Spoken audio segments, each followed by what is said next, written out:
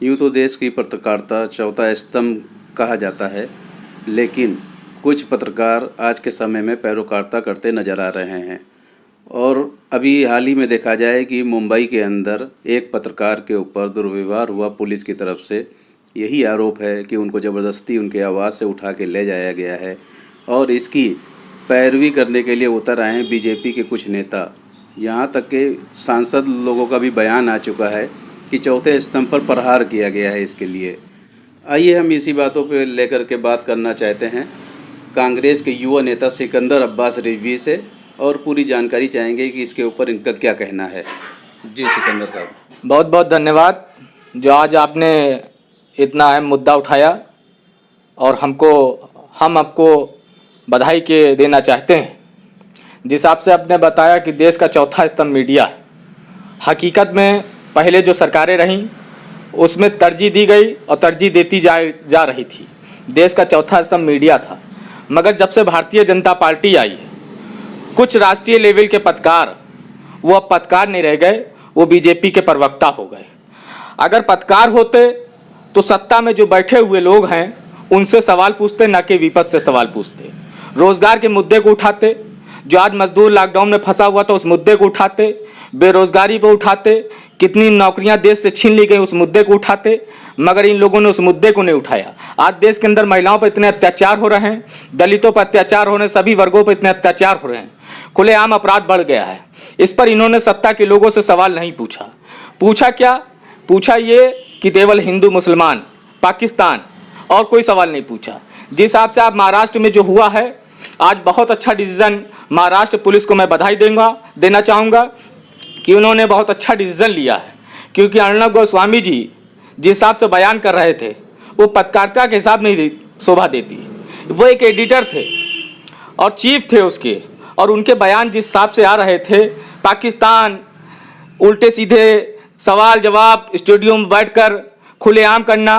और आप बताइए जिस हिसाब से सुशांत का केस हुआ, यही अर्णब गोस्वामी जी 306 केस की मांग कर रहे थे।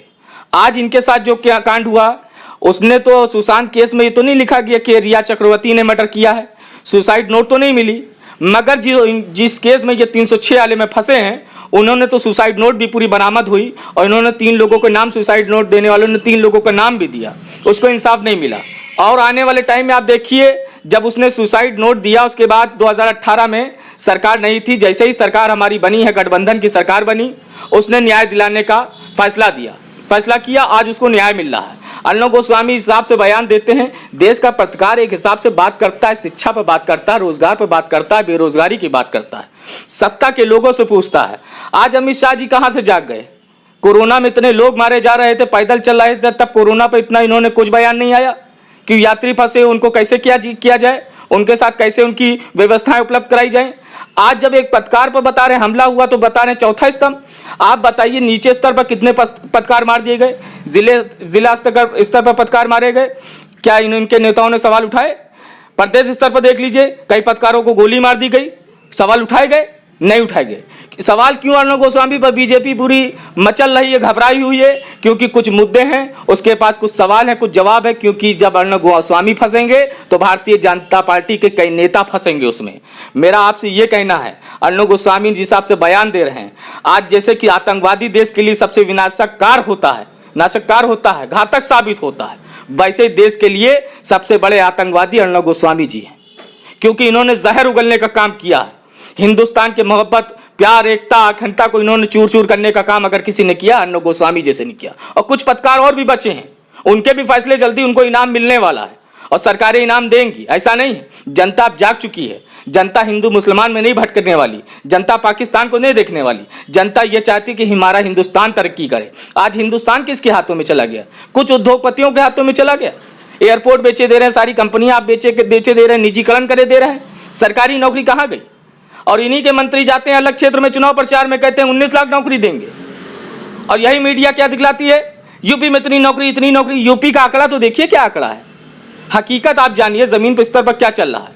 जिस हिसाब से अर्णब गोस्वामी जी ने पूरे देश के अंदर जहर उगलने का अगर काम किया, अर्णब गोस्वामी ने किया है, इनको तो आतंकवादी देश का करार देना चाहिए। और इनको मैं कह रहा हूं, जिस साहब मैं कहना चाह रहा हूं, बहुत अच्छा फैसला आ रहा है। अब फैसले कुछ लोगों के और भी आने हैं। कुछ मीडिया के चैनल जो राष्ट्रीय लेवल पर बैठे हुए हैं वो जनता की बात नहीं कर रहे हैं। जैसे आपने बताया चौथा स्तंभ, देश का चौथा स्तंभ हुआ करता था मीडिया, मगर तबाह करने वाली ये बीजेपी है, क्योंकि उसने अपने राष्ट्रीय प्रवक्ता बना दिए हैं। वो मीडिया के रूप में काम नहीं कर रहे हैं, राष्ट्रीय प्रवक्ता के बीजेपी के रूप में काम कर रहे हैं। इसी मरे आज विरोध कर रहे हैं। एबीपी हल्ला मचा रही है। एबीपी तो छात्र के लिए आवाज उठाती थी, छात्र में तो आवाजें नहीं उठाती है। आज मीडिया के लिए अर्णव गोस्वामी के लिए पूरी जान दिए दे रहे हैं। और इन्हीं की मुंह बोली बहन कंगना रनौत जी इतना बड़ा, इतना दुर्भाग्यपूर्ण बयान दे रही हैं। सोनिया सेना, राहुल जी को कितनी अपशब्द बातें बोली। राहुल जी राष्ट्रीय नेता हैं, उनकी हैसियत के बराबर नहीं है कंगना रनौत। और कंगना रनौत की क्या हैसियत है वो हम भी जानते हैं।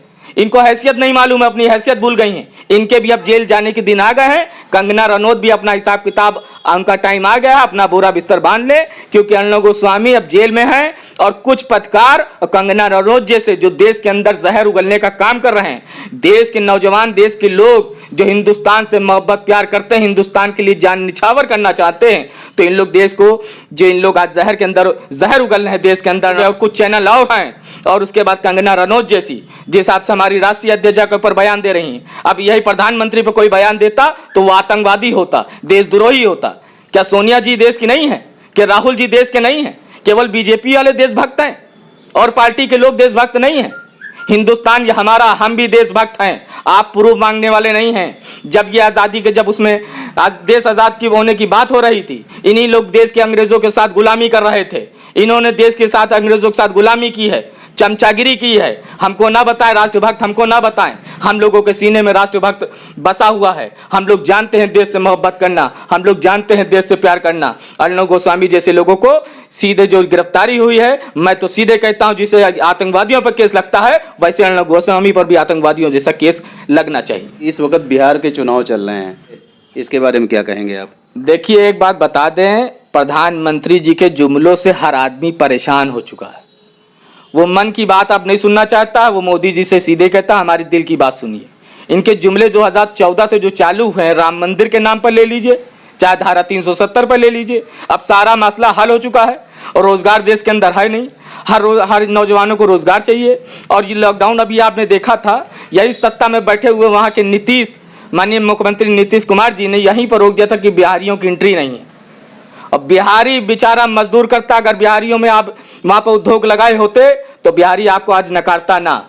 आज बिहारियों ने ठान लिया है कि हमको रोजगार चाहिए, हमको जुमलेबाज नहीं चाहिए। बिहारियों ने ठान लिया है कि हमको शिक्षा चाहिए, जुमलेबाज नहीं चाहिए। बिहारियों ने ठान लिया है कि जो महिलाओं पर अत्याचार हो रहा है, इसको अगर कोई रोक सकता है तो कांग्रेस सीधे तेजस्वी यादव जी रोक सकते हैं, नीतीश बाबू नहीं रोक सकते हैं। क्योंकि नीतीश बाबू की जो सरकारें रही हैं, केवल उन्होंने घोटाला किया। अगर इन्होंने विकास किया होता तो आज इनके गीत गाए जाते हैं। क्योंकि यहाँ के मुख्यमंत्री जी, मैं बता रहा हूँ आपको हकीकत, कि आपके माध्यम से बताना चाहता हूं, जनता को बताना चाहता हूं कि यहाँ के मुख्यमंत्री जी सीधे जाते हैं। यूपी के अंदर नौकरियां अभी तक नहीं दी गई हैं, वहां पर 19 लाख नौकरियां बांट रहे हैं। यूपी के अंदर बताएं कितनी लाख नौकरियां आपने दी है? यूपी का क्या नौजवान रोजगार नहीं है? छात्राएं बेरोजगार नहीं है? नौजवान बेरोजगार नहीं है? यूपी में कितना अत्याचार बढ़ गया, कितनी अपराध बढ़ गया, कितनी महिलाओं पर बलात्कार हो रहे हैं। और माननीय मुख्यमंत्री जी चुप हैं। इन्हीं के सांसद जो हैं बलात्कारियों के फेवर में जेल में मिलने जाते हैं, बलात्कारियों को छुड़ाते हैं। इन्हीं के खुलेआम मर्डर होता है और इन्हीं के विधायक उसका सपोर्ट करते हैं।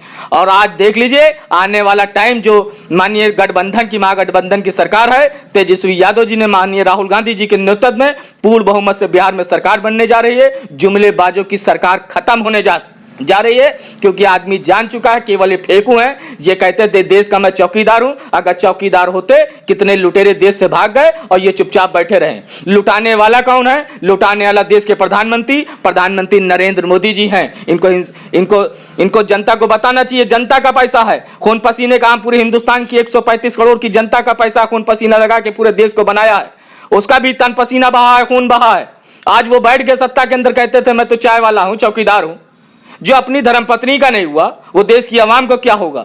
मैं बताना चाहता हूं, हिंदू धर्म के अंदर 7 फेरे लिए जाते हैं, मंगलसूत्र पहनाया जाता है, सिंदूर लगाया जाता है, 7 जन्मों की कसम खाई जाती है। प्रधानमंत्री नरेंद्र मोदी जी ने एक जन्म नहीं निभा पाए तो वो क्या 7 जन्म निभा पाएंगे? जिनकी औलाद नहीं, जिनकी बीवी नहीं, जिनके बच्चे नहीं, उनको औलादों का दर्द क्या मालूम होगा? जिनकी पत्नी नहीं, उनको पत्नियों का दर्द क्या मालूम होगा? आज ये जनता, बिहार की जनता जान चुकी है। ये सब एक चट्टे बट्टे हैं। इस लोग सीधे जैसे अंग्रेज लूटने का काम कर रहे थे, वैसे देश के अंदर प्रधानमंत्री नरेंद्र मोदी जी लूटने का काम कर रहे हैं। और सीधे सीधे आप, मैं बता रहा हूं, ये चीन के आज जो चीन को बता रहे थे, इन्हीं के मंत्री बोलते थे कि चीन कब्जा की, इन्हीं के रक्षा मंत्री जी का बनाया है। और राहुल जी भी कह रहे थे, राहुल जी पहले कह रहे थे, तब इन लोग इनकार कर रहे थे। माननीय राहुल गांधी जी ने कहा चीन कब्जा कर रहा है, मगर इन्होंने इनकार किया। प्रधानमंत्री जी ने झूठ बोल दिया। क्या प्रधानमंत्री जी झूठ बोलने किसी ने कब्जा नहीं किया? तो उन्हीं के रक्षा मंत्री राजनाथ सिंह का बयान आया चीन कब्जा किया। और रही पाकिस्तान की बात, यह हर मुद्दे पर जब चुनाव हारते हैं तो हिंदू मुस्लिम होता है, पाकिस्तान करते हैं। और चुनाव के टाइम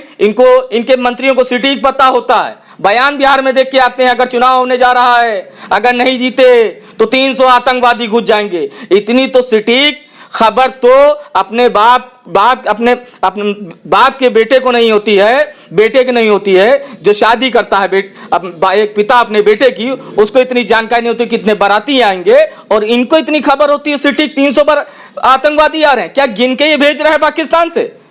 मेरा सवाल है, केवल ये देशद्रोही हैं, ये जो सरकार में बैठे हुए हैं, हकीकत में देशभक्त नहीं है। ये अंग्रेजों के गुलाम थे, नौकर थे, अंग्रेजों के साथ मुखबरी करते थे। इन्होंने मुखबरी करने का काम किया है, और ये जनता भी जान रही है, देश को बेचने आए हैं। क्योंकि आप देख लीजिए, केवल उद्योगपतियों को बेच रहे हैं। और बिहार में हर नौजवान, हर महिला अपना इंसाफ चाहती है, वो रोजगार चाहती है। महिला अपने आप को सुरक्षित समझना चाहती है। तो अगर सुरक्षित समझना चाहती है, वो जानती है कांग्रेस पार्टी के साथ महागठबंधन में तेजस्वी यादव के नेतृत्व में हम सुरक्षित रहेंगे। और सरकार महागठबंधन की बनने जा रही है, पूर्ण बहुमत से इनका बोरा बिस्तर बंधने जा रहा है। सवाल और उठ रहा है, बड़ा सवाल है कि बीजेपी बिहार में चुनाव लड़ रही है और ये दावा कर रही है कि हम इनको वैक्सीन देंगे, तो इसके बारे में क्या कहेंगे? देखिए, इनके वादे जो मैंने आपको बताए ना, ये केवल ये अगर आप चाह जाएं तो कैसे कैसे वादे कर लें, मैं मुंह से अपनी जुबान से नहीं बोल सकता। हकीकत बता दें, इन्होंने पिछले 5 साल के चुनाव में एक बयान दिया था, 70 लाख करोड़ दे दिए जाए, 90 लाख करोड़ दे दिए जाए, नहीं नहीं नहीं नहीं नहीं नहीं, 100 लाख करोड़ दिए जाए, नहीं नहीं नहीं नहीं, बिहार की जनता को 1.25 लाख करोड़। आजकल बिहार की जनता 5 साल से इंतजार कर रही थी कि 1.25 लाख करोड़ कहाँ गए। वैक्सीन की बात करते हैं, जो लॉकडाउन में, कोरोना में जो मास्क और सैनिटाइजर फ्री ना दे पाया, वो वैक्सीन क्या दे पाएगा? झूठ बोलना खत्म करें। और वैक्सीन बात कर रहे हैं, यूपी के अंदर आप जहां जहां भी चुनाव होगा, आप देखेगा वैक्सीन की बात करेंगे। वैक्सीन आप कहां से बना लेंगे? पहले वैक्सीन का भी बना ही नहीं है वैक्सीन, और किस मुद्दे पर आप वैक्सीन की बात कर रहे हैं? चुनाव आचार संहिता का आप उल्लंघन कर रहे हैं। आप इस महामारी का मजाक उड़ा रहे हैं, झूठ बोल रहे हैं जनता से। जब जनता को पेट भर खाना नहीं दे पाए बिहारियों को, बिहार के निवासियों को, उनको भगा दिया। बेचारे कई किलोमीटर से दौड़ के आए, पैदल चल के आए, और गेट बंद कर दिया। यही नीतीश बाबू ने, यही नीतीश की सरकार थी। तब इनको बिहारियों की चिंता नहीं थी। अगर वो हकीकत में माननीय नरेंद्र मोदी जी सही टाइम पर लॉकडाउन कर रहे होते, मध्य प्रदेश में चुनाव की बनी सरकार को ना गिरा रहे होते, तो हकीकत में आज ये कोरोना से हम लोग लड़ाई जीत चुके होते। और इन्होंने खुद ही कहा, मुझे 21 दिन का टाइम दीजिए भाइयों, जिस चौराहे पर मार दीजिएगा। और 3 बार कह चुके हैं जिस चौराहे पर। मैं तो कहता होगा, हकीकत में आपके अंदर दिल में कुछ भी जरा सी जगह बची है, कुछ बचा है आपके अंदर, जनता के, देश के लिए, आपके हित में बात कर रहे हैं, तो आप खुद एक दिन आके चौराहे पर खड़े हो जाइए। क्योंकि मैंने कह दीजिए कि मैं देश से वादा नहीं पूरा कर पाया। लॉकडाउन में कितना पैसा आपने लिया, कितना धन उगाई किया? वर्ल्ड बैंक से भी आपने कर्जा ले लिया, और उसके बाद आपने लोगों से चंदा उसमें वसूलवाया। वो पैसा कहाँ गया? मैं पूछना चाहता हूँ, वो मैं आपको बताना चाहता हूँ। वो पैसा इसलिए इकट्ठा करते हैं, वो पैसा सीधे सीधे जहां जहां पर कांग्रेस की सरकार बनती है, वहां पर विधायकों को खरीदने, तोड़ने, मरने का, अगर उनको डराने का काम वो उस पैसे से प्रधानमंत्री नरेंद्र मोदी जी करते हैं। आज़ादी के बाद इतनी बिल्कुल घटिया राजनीति अगर किसी ने नहीं किया है, अगर किसी ने राजनीति इतनी घटिया किया है, तो प्रधानमंत्री नरेंद्र मोदी जी ने किया है। क्यों? अगर देश का हित चाह रहे होते तो इनको देश की लोगों की चिंता होती, देश की आवाम की चिंता होती। कहते हैं मैं देशभक्त हूं, मन की बात करते हैं, रेडियो पर बैठते हैं, करोड़ों का सूट पहनते हैं, लाखों का पेन रखते हैं, और देश की जनता को क्या मिलता है? पैदल चलना, पैर छील के। किसी के माँ के पेट में बच्चा था, हकीकत में बता दूं, मुझे अफसोस लगता है, उस पेट में बच्चा था, वो भी बेचारी माँ दम तोड़ रही थी। तो इन लोगों के केवल झूठे वादे हैं, इनका सिर्फ झूठों पर आधारित इनकी सरकार है। सिकंदर साहब, एक और सवाल बहुत बड़ा खड़ा हो रहा है कि हाल ही में अभी हाथरस में एक कांड हुआ, जिसके लिए धरना प्रदर्शन दिया गया, और महिलाओं की आप लोग बात भी करते हैं, और अभी बाराबंकी में कुछ दिन पहले उसके बाद भी एक दलित बच्ची के साथ बाराबंकी में भी हुआ, उसके लिए कोई धरना नहीं, प्रदर्शन नहीं, इसके बारे में क्या कहेंगे आप? देखिए, मैं हाथरस वाले कांड को लेकर माननीय राहुल गांधी जी ने, माननीय प्रियंका गांधी जी ने, माननीय अजय कुमार लल्लू जी ने, पीएल पूनिया जी ने संघर्ष किया, उस बच्ची को इंसाफ दिलाया हाथरस कांड में। मगर इन लोगों के, इन्हीं के नेता खड़े थे, वही आपके जिन्होंने अपराध किया था उसके पक्ष में खड़े हुए थे और यही बोलते थे ना, महिलाओं के सम्मान में भाजपा मैदान में बहुत हुआ, महिलाओं पर अत्याचार, नहीं चाहिए ऐसी सरकार। इन्हीं के मंत्रिमंडल उत्तर प्रदेश के अंदर आधे से ज़्यादा बलात्कारी है। मैं आपको सच बताना चाहता हूँ, ये अपराधियों का साथ देते हैं। आज खुलेआम लूट करवाते हैं, डकैती करवाते हैं, करते हैं, उसके बाद पकड़ा जाता है, उसके बाद आइडियो भी इनके वायरल होते हैं, कहीं केसों को रोक रहे होते हैं, डांट रहे होते हैं, किसी को एसपी को मेरा आदमी है बोलते हैं। अपराध तो इन्हीं के मंत्री करवाते हैं। और रही वाला कांड आपने बताया सत्रिक वाले पर, तो सत्रिक वाले में कांग्रेस पार्टी खड़ी थी। सत्रिक वाले में जिस दिन कांड हुआ उस दिन कांग्रेस पार्टी के प्रतिनिधिमंडल गया था। उसके बाद हमारी विधानमंडल की दल की नेता माननीय श्रीमती आराधना मोना जी दीदी आई हुई थी, विधानमंडल की नेता, और माननीय तनुज पुनिया जो बाराबंकी के प्रतिनिधित्व मंडल पहुंचा था और जो उनके साथ सहायता हुई थी, सहायता दिलवाया, उनको इंसाफ करने की बात किया, इंसाफ दिया जाए। जब कांग्रेस ने इस मुद्दे को उठाया, कांग्रेस पहुंची, तब सभी दल के लोग घबराए और पहुंचे और कांग्रेस ने उनको इंसाफ दिलाया। आज अपराधी जेल में है। कांग्रेस जहां जहां न्याय नहीं होगा वहां वहां न्याय उन बच्चियों को दिलाएगी। कांग्रेस सबके साथ खड़ी है, हर महिलाओं के साथ खड़ी है, हर नौजवानों के साथ खड़ी। एक बड़ा सवाल और आरोप भी लगता है कि कांग्रेस पार्टी परिवारवाद में घिरी रहती है और उसी तरफ पे अगर देखा जाए तो बाराबंकी के अंदर भी यही नज़र आता है। पुनिया जी 6 चुनाव अपने नेतृत्व में लड़ा चुके हैं, खुद पुनिया जी 3 बार लड़े हैं, फिर पुनिया जी के पुत्र तनुज पुनिया भी चुनाव लड़े हैं। तो क्या और ज़िले में कोई व्यक्ति यहाँ पे ऐसा कार्यकर्ता नहीं है जो वो चुनाव लड़ सके? देखिए, चुनाव की रही बात ये परिवारवाद वाली, तो परिवारवाद तो कहीं नहीं है। परिवारवाद वाली बात करते हैं तो सभी पार्टी में आप देखिए, कोई ना कोई अपने बाप को बेटे को बढ़ाना चाहता है चुनाव को लेकर, कोई ना कोई जिस लायक होता है बेटा, अगर लायक है तो उसको लड़ाना चाहता है चुनाव को लेकर। और रही इसका नेतृत्व जो होता है, ये ऐसा नहीं परिवारवाद में, इसका नेतृत्व इसकी कमेटी भेजता है, जो सर्वे करता है, जो प्रत्याशी लायक होता है उसको टिकट दिया जाता है। और रही माननीय सांसद पीएल पूनिया जी की बात, ये राष्ट्रीय नेतृत्व का फैसला था। 3 बार माननीय सांसद पीएल पूनिया जी आपके कुर्सी से पहली बार चुनाव लड़े और 2009 में लोकसभा का चुनाव जीते और 2014 में फिर पार्टी नेतृत्व ने इन्हें कहा कि आप लड़िए, आप इस लायक है, क्योंकि सर्वे होता है, सर्वे में देखा जाता है कितना सर्वे कितना किसके में आ रहा है। यहाँ से कमेटी जाती है, जिला कमेटी से प्रदेश नेतृत्व पर पहुंचती है, 5 आदमी 4 आदमी कमेटी जाती है कौन किस लायक है। तो इसका सर्वे में सबसे आगे पीएल पूनिया जी नजर आए, चुनाव लड़ा, दुर्भाग्यपूर्ण हारे। फिर आपका 17 का चुनाव आया, फिर ये आपका गठबंधन हो गया। गठबंधन पर सर्वे हुआ क्योंकि ज़्यादा सीटें समाजवादी के पास थी, कम सीटें हम लोगों को मिली थी। आपको भी अवगत होगा, मीडिया से हैं आपको अवगत होगा, कम सीटें हम लोगों को मिली थी। जिसमें पूरा सर्वे हुआ कौन लड़ सकता है, किसको लड़ाया जाए। तो कई कमेटी के नाम गए थे कई लोगों को, तो उन्होंने राष्ट्रीय नेतृत्व ने कहा नहीं, आप पूनिया जी आप अपने बेटे को चुनाव लड़ाइए, क्योंकि सर्वे आप ही का जा रहा है। पूनिया जी 17 का चुनाव नहीं लड़ सकते थे विधायक, क्योंकि संसदीय चुनाव लड़े थे। उसके बाद जब सर्वे आया उसके बाद तनुज पुनिया जी लड़े। फिर ऐसे ही 19 का सर्वे पूरा किया जाता है, इसे राष्ट्रीय नेतृत्व कमेटी करती है, प्रदेश नेतृत्व कमेटी, फिर उसी पर प्रदेश नेतृत्व कमेटी जब सर्वे करती है, राष्ट्रीय नेतृत्व को भेजती है, तो सर्वे के हिसाब से उस प्रत्याशी को चुनाव लड़ाएगा। और रही अगले कार्यकर्ता की बात, आगे आने वाला चुनाव है, सभी का सर्वे होगा और कांग्रेस पार्टी अब अकेले चुनाव लड़ने जा रही है। सभी जो तैयारी कर रहा है उसको टिकट मिलेगा और आने वाला चुनाव सभी लोग लड़ेंगे। ऐसा नहीं सर्वे जिसके उसमें आएगा, जैसे बाराबंकी सदर से 4 लोग तैयारी कर रहे हैं, अब सर्वे एक ही के उसमें आ सकता है, ना कि 4 के उसमें आए, तो एक ही का उसमें रिजल्ट होता है। वैसे हर विधानसभा में 4-4 5-5 प्रत्याशी अपनी तैयारी करते हैं, 6-6 हो जाते हैं किसी में ज्यादा, तो उसका सर्वे आता है, उसी हिसाब से उस प्रत्याशी को लड़ाया जाता है, वहां से नेतृत्व टिकट देता है। 2022 में क्या आप दावा करेंगे टिकट लेने का? देखिए, इसके लिए तो मैं इतना कहना चाहता हूं क्योंकि मुझे काम कांग्रेस पार्टी से मैं कई सालों से कर रहा हूं और कांग्रेस पार्टी का कार्यकर्ता हूं। और रही बात उसकी बात, तो अगर मैं इस लायक हूं, संघर्ष किया है, मेहनत किया है, पार्टी नेतृत्व का जो फैसला होगा, प्रदेश नेतृत्व का, राष्ट्रीय नेतृत्व का जो फैसले होंगे, क्योंकि काम करने वाले को आदमी प्रियंका गांधी जी इस समय टिकट दे रहे हैं। काम करने वाले को सीधा माननीय प्रियंका गांधी वाड्रा जी का सीधा कहना है, जो उत्तर प्रदेश की प्रभारी है, हमारी राष्ट्रीय महासचिव हैं, उनका सीधा कहना जो काम करेगा उसको पद में जगह मिलेगी, उसको तरजीह दिया जाएगा। क्योंकि इतने सालों से जो सत्ता में बैठे, इतने सालों से कांग्रेस सरकार नहीं आई, आप खुद देख रहे होंगे, क्योंकि जो लोग बैठे हुए थे एसी में बैठे हुए थे, उसमें बैठे हुए थे, तो आज प्रियंका जी ने उनको निकालने का काम किया और नौजवानों को तरजीह देने का काम माननीय प्रियंका गांधी जी दे रही हैं। तो ये थे सिकंदर अब्बास रिजवी, जो हमारे सारे सवालों का बड़ी बेबाकी से जवाब दिया है। और कांग्रेस के ये ब्रांड नेता हैं और 2022 की तैयारी भी कर रहे हैं। अब देखना क्या होगा कि इनको टिकट मिलता है कांग्रेस से कि नहीं मिलता है। राजधानी के दरबार से मैं राशिद सिद्दीकी, बाराबंकी।